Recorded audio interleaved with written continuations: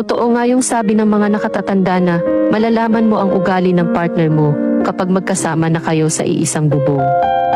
Doon nyo malalaman yung mga weakness and strength ng isa't isa. Doon nyo marirealize na ito pala yung taong pinili ko na makasama habang buhay.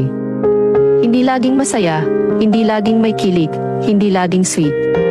Lalo nang hindi araw-araw ay mahal. Totoo yung staying in love is a choice. Kasi ang love na nararamdaman mo ay hindi yan forever. Hindi perpekto ang relasyon ng mag-asawa, madalas pa nga magtalo o mag-away kesa maglambingan. Walang mag-asawa ang hindi nagtatalo o hindi nagkakaintindihan. Staying in love with your partner is a choice. A choice you have to choose again and again.